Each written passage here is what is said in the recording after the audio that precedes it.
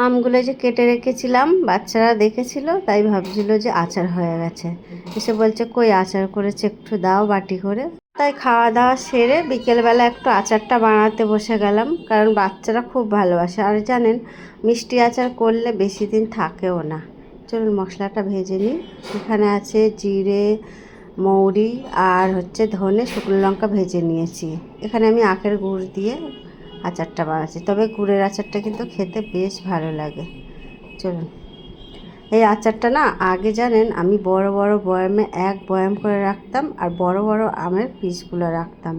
কি বলুন তো, বড় বড় যখন আমের পিসগুলো হয় না, খেতে বেশ ভালো লাগে। আমটা একটুখানি নুন দিয়ে বিট লবণ দিয়ে, আগে থেকে তো নুন ধোয়াই ছিল, বিট লবণ দিয়ে একটু সিদ্ধ করতে দিলাম।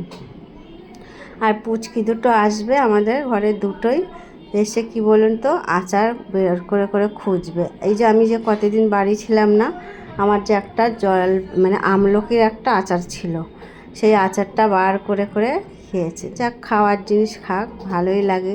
যদি কোনো জিনিস না বানিয়ে সবাই যদি মন ভরে খায়, বেশ তো ভালোই লাগে জানেন। একটু ভাজা মশলাটা দিয়ে দিলাম নামাবার আগে। আচারটা কিন্তু রেডি হয়ে গেছে। ঠান্ডা হয়ে গেলে কিন্তু বেশ কাচের জারে রেখে দিলে, আমি আচারগুলো বানাচ্ছি কিন্তু আমার কাছে কাচের জার নেই। ভাবছি নিয়ে আসবো কিন্তু হয়ে আর উঠছে না। চলুন, হয়ে গেছে, তা ভাবলাম বাচ্চাদের একটুখানি দিই। ওকে বললাম খাবি, তো বলছে দেখি তুমি তো আচারটা খুব ভালোই বানাও, আমাকে এক পিস দাও।